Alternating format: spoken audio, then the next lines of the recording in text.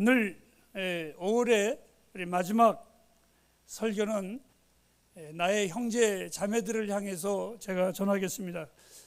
둘째 주에 엔터테인먼트, 우리의 자녀들을 위한 설교는 우리의 자녀들을 세상의 스타로 만들지 말고 하늘의 스타로 만들어 달라고 제가 설교를 했습니다.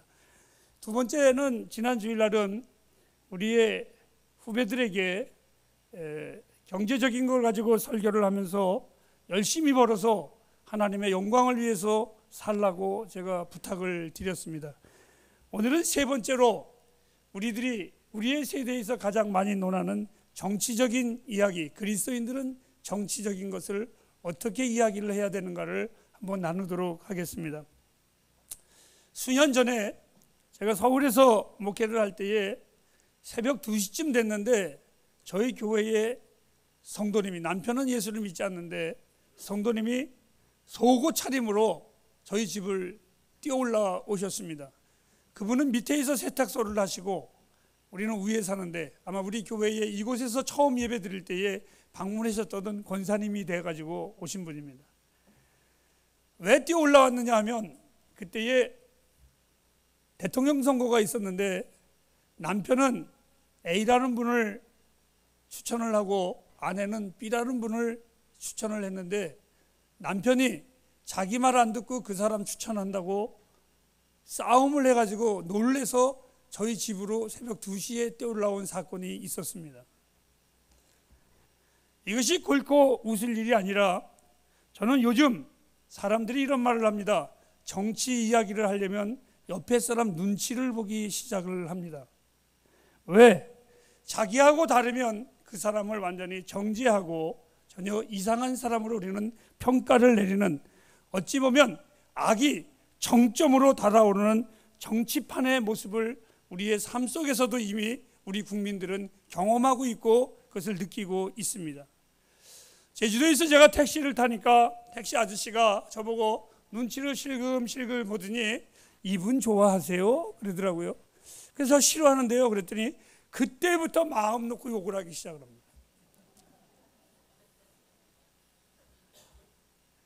심지어는 교회를 선택하는 성도들이 이렇게 물어본답니다.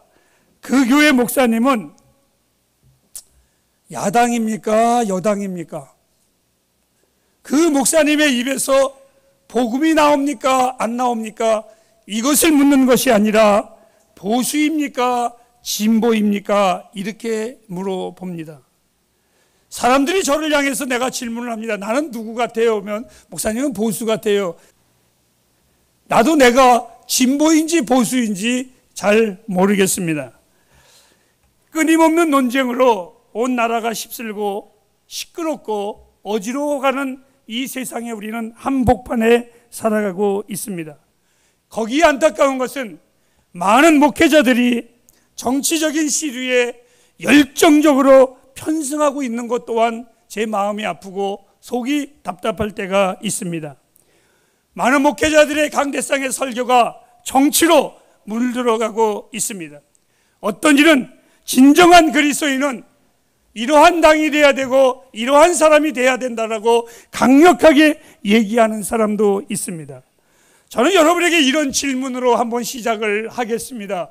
예수님이 보수입니까? 진보입니까? 생각해 보셨습니까? 사랑하는 여러분, 주님이 다시 오실 때까지 이 세상은 안정되지 아니하고 늘 불완전한 정치와 자기들의 논리 또한 정치 시스템을 고칠 수 없는 불안함으로 계속해서 역사는 흘러가게 되어 있다는 것을 기억하시기를 바랍니다. 어찌 보면 우리는 이러한 언쟁은 사실상 복음과는 전혀 상관이 없는 것들입니다. 한번 생각해 보시기를 바랍니다. 새로운 후보들이 선거 때가 되면 정책들을 들고 나옵니다. 그들의 모든 정책에 대하여 우리들은 어떻게 반응을 할까? 제가 아까 질문을 한 겁니다. 우리 예수님이 보수당일까? 진보당일까? 또 하나는 시대와 문화와 모든 세월은 분명히 다르지만 저는 공공 이런 생각을 해봅니다. 나의 20대를 한번 생각을 해봅니다.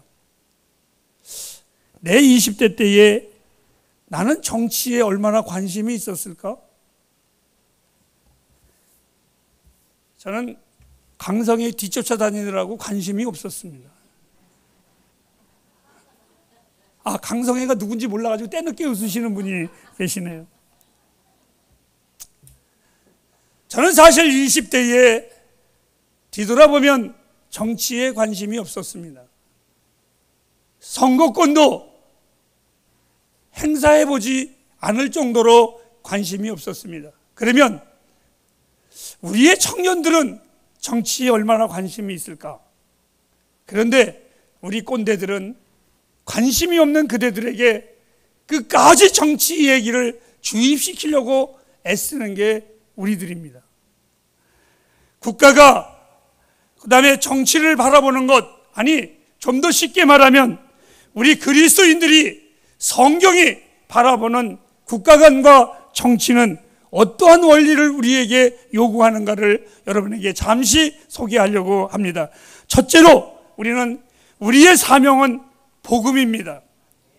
우리는 나의 논리와 사고를 주장하는 것에 열을 올리는 것이 아니라 생명을 구원하는 일에 열을 올려야만 합니다. 정치에 열을 올리는 것이 아니라 우리는 누구나 다 말할 수 있습니다. 나도 정치 얘기할 수 있고 여러분도 정치 얘기할 수는 있습니다. 그런데 그것은 어느 하나도 구원할 수 있는 논리는 아닙니다. 이야기는 할 수 있지만 진정한 그리스도인은 생명을 구원하는 일에 더 관심을 가져야만 합니다. 주님이 우리에게 주신 내 사명은 정치적인 변화를 일으키라고 주신 것이 아니라 마태복음 28장 19절과 20절에 보면 너희는 가서 청와대를 뒤집어 놔라 라고 말씀하지 아니하시고 국회의사당을 변화시키라 말씀하지 아니하시고 너희는 가서 모든 족속으로 제자를 삼아 하나님의 백성으로 만들으라고 단호하게 우리에게 말씀해주고 계십니다. 모든 그리스도인들의 삶은 이 명령에 초점을 맞추며 살아가야만 합니다. 그 사람의 정치적인 이시와 논쟁의 평가가 아니라 교회의 진정한 사명의 가치가 무엇인지 이것을 가지고 교회를 평가해야만 합니다. 하나님이 나를 세운 이유는 이 교회 안에서 정치를 편견을 가지고 설교하고 가르치라고 세운 것이 아니라 복음, 오늘 우리의 설교의 주제가 여러분들에게 잘못 내가 부족하게 전할지라도 복음을 바로 전하라고 하나님이 나를 이 자리에 세우신 것입니다. 하나님께서 나에게 다른 이야기를 한다면 나는 그리스도의 종이 분명히 아닐 것입니다. 슬픈 일입니다. 정치에 열을 올리는 그리스도인들은 많이 보았어도 복음에 열을 올리는 그리스도인들을 보기가 참 어렵습니다. 목사님, 이 사람 좀 보세요 라고 말은 하는 사람은 있지만 목사님, 하나님의 말씀에 이 말씀이 어떤 뜻이에요? 라고 묻는 사람은 참 어렵습니다. 나는 정당을 지지하는 사람도 그 정당이 나하고 반대된다고 할지라도 분명한 것은 그 사람도 복음이 필요한 사람입니다. 나하고 달라도 다르다고 비판하는 것으로 끝나는 것이 아니라 주님은 우리에게 한 사람이 두 주인을 섬길 수 없다라고 말씀하신 것처럼 이 말씀이 정치적인 구호가 아니라 바로 나와 여러분 그리스도인들의 사명은 정치가 아니라 예수 그리스도의 생명의 복음을 전하는 게 우리의 사명입니다. 성경은 바로 이 사명을 우리에게 요구하고 있습니다. 두 번째로 우리의 확신은 정치가 아니라 따라하실까요? 하나님께 있습니다. 하나님께 있습니다. 우리는 하나님을 신뢰합니다. 미국의 달러의 화폐에 보면 In God we trust, 하나님을 우리는 신뢰한다. 이것은 달러에만 적혀 있는 것이 아니라 미국의 모든 법정에는 우리는 하나님을 신뢰한다라는 글귀가 쓰여져 있습니다. 엄격히 따지면 이것은 문구가 아니라 모든 그리스도인이 바라는 생활 방식이 돼야 됩니다. 나와 여러분들이 이 땅에서 정말 신뢰할 것은 정치가 아니라 하나님이십니다. 이 하나님을 우리가 신뢰해야만 합니다.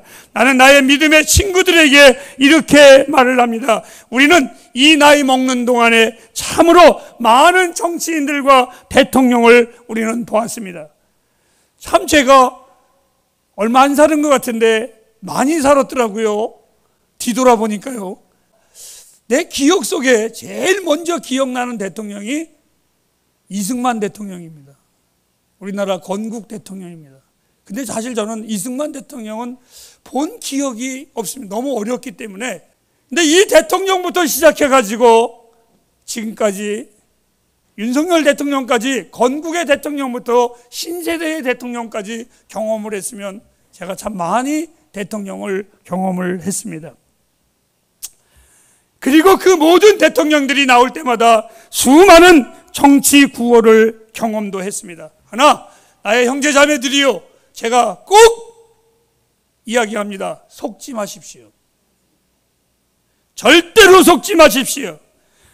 우리들에게 그들이 말하는 이야기는 이야기거리는 될 수 있지만 그들의 사고와 삶이 우리의 모든 것이 될 수는 없습니다. 왜요? 역사는 에베소서 1장 12절 말씀에 하나님이 이끄시는 것이지 그들이 이끄는 것은 아닙니다. 나는 하나님을 신뢰합니다. 나는 하나님을 믿습니다.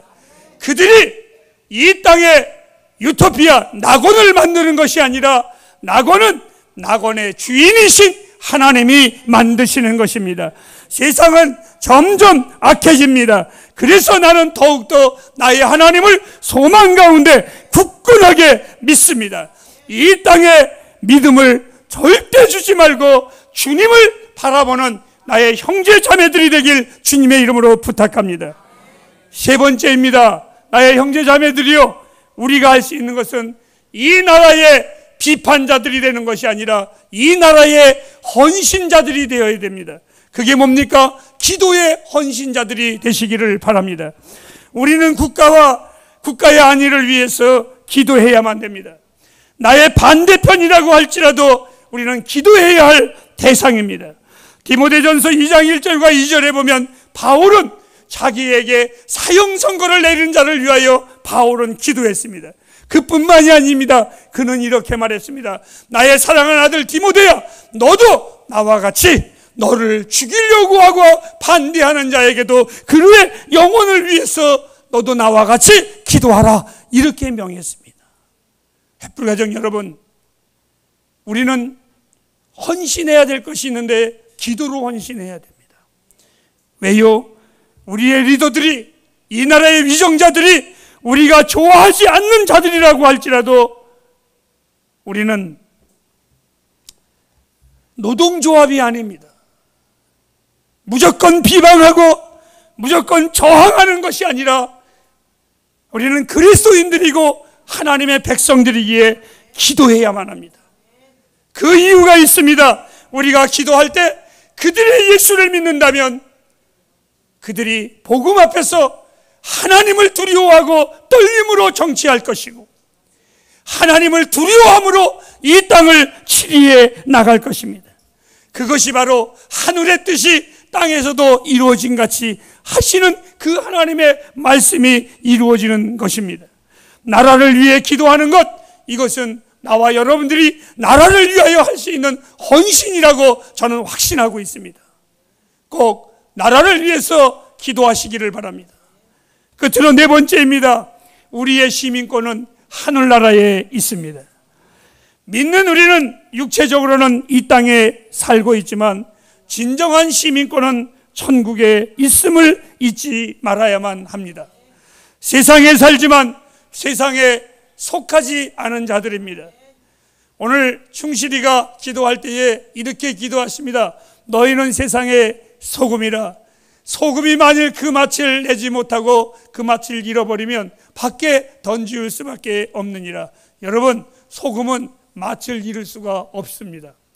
녹아도 소금은 짭니다. 소금이 맛을 잃었다는 것은 가짜라는 것입니다. 그건 위선이라는 것입니다. 아무것도 아니라는 것입니다. 우리 그리스도인들은 여러분 이 땅에 있지만 절대로 그 맛을 잃을 수가 없습니다.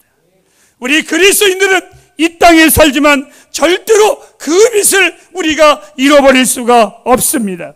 세상에 살지만 세상에 속하지 않은 우리의 충성은 주님께 드리는 것이고, 궁극적으로 우리를 둘러싸고 있는 이 세상의 기준과 완벽하게 다른 그 우선순위를 가지고 사는 영원한 하나님의 백성들임을 잊지 마시기를 바랍니다. 빌립보서 3장 20절과 21절 말씀을 우리 한번 읽도록 하겠습니다. 시작. 오직 우리의 시민권은 하늘에 있는지라 거기로서 구원을 하는 자 곧 주 예수 그리스도를 기다리노니 그가 만물을 자기에게 복종케 하실 수 있는 자의 역사로 우리의 낮은 몸을 자기의 영광의 몸의 형체같이 변케 하시리라. 여러분, 우리의 시민권은 하나님 나라에 있습니다. 우리의 정체성, 그렇다면 하나님의 백성입니다. 우리의 우선순위, 하나님의 나라의 일입니다. 우리의 사명, 이 땅에서 하나님의 나라를 서기하는 것입니다. 이 땅이 우리의 시민권이 아닙니다. 구원자이신 주님과 하늘의 시민권을 우리는 가진 사람들입니다. 하늘의 대사입니다. 하늘의 백성입니다. 간혹 나라에서 정치적으로 어느 나라와 문제가 있을 때에 외교부에서 그쪽 나라의 대사를 초치한다고 그러죠. 부른다, 이렇게 합니다. 근데 제가 그 대사들을 우리나라 외교부에서 부를 때, 야, 기분이 나쁘니까 너 좀 들어와봐, 이럴 때 저는 그 대사들을 유심히 봅니다. 어떻게 들어가나. 그런데요, 그 대사들이 들어갈 때 빌빌거리고 쪼그리고 들어가는 사람들 하나도 못 봤어요. 자세도 얼마나 꼿꼿한지요. 당당하게 들어갑니다. 왜? 나는 니네 나라의 법이 아니라 내 나라의 법이 있어. 그 자존심 가지고 들어갑니다. 사랑하는 여러분, 우리는 하늘의 자존심 가지고 사십시오. 하늘의 백성입니다. 늘 잘 쓰는 나의 용어입니다. 더럽고 치사하게 살지 마십시오. 구걸하면서 살라고 하지 마십시오. 하나님의 백성들입니다. 대사는 자기가 있는 그 나라를 위해서 사는 것이 아니라 자기의 본국을 위해서 사는 자들입니다. 우리는 먹든지 마시든지 무엇을 하든지 우리가 천국이 우리의 본향이라면 그 나라를 위해서 먹고 그 나라를 위해서 일하고 그 나라를 위해서 행동하시기를 바랍니다. 이것이 우리의 시민권은 하늘에 있는 것입니다. 마치겠습니다. 분명 우리는 목소리를 내야 할 때가 있습니다. 그럼에도 우리의 최우선의 관심은 표를 얻는 것이 아니라 영혼을 구하는 데에 우선이 되어야만 합니다. 정치적인 논쟁에 에너지를 소비하기보다, 열을 올리기보다 하늘의 대사로서 합당한 삶을 살기 위해 에너지를 소비하며 열을 내야 합니다. 왜요? 역사의 주인은 하나님이심을 절대로 잊지 마시기를 바랍니다. 주님은 다시 오십니다. 완전하고 정의가 살아있고 진정한 평등의 그 시간이 반드시 올 것입니다. 내가 살아오는 동안에 수많은 정치인들이 나의 주변에서 떠들어댔습니다. 마치 자기네들의 구호가 유토피아를 만드는 것처럼, 낙원을 만드는 것처럼, 나를 뽑아주면 이렇게 될 것처럼. 여러분, 아까 말했습니다. 천국은 그들이 만드는 것이 아니라 천국의 주인이신 우리 하나님이 만드십니다.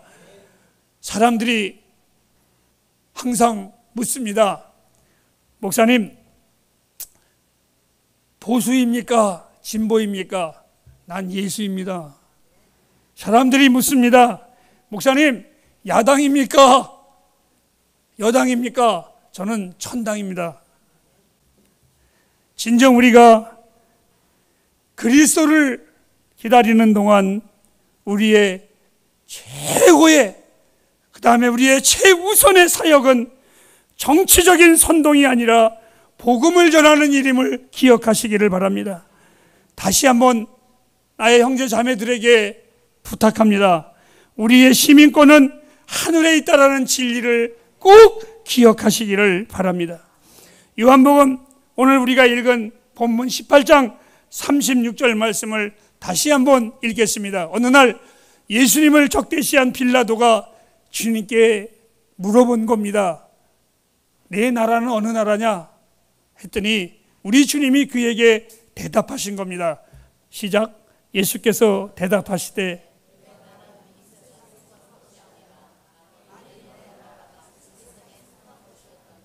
내 종들이 싸워 나로 유대인들에게 넘기우지 않게 하였으리라. 이제 내 나라는 여기에 속한 것이. 사랑하는 여러분, 저는 이 당도 저 당도 아니라 저는 대한민국 사람이고 하나님의 사람이라 우리 햇불교회를 이 땅의 목적을 위해서 운영하지 않습니다. 나의 간절한 소망은 우리 햇불의 모든 가족들이 하나님 나라를 위하여 살아가는 자들이 되기를 원합니다.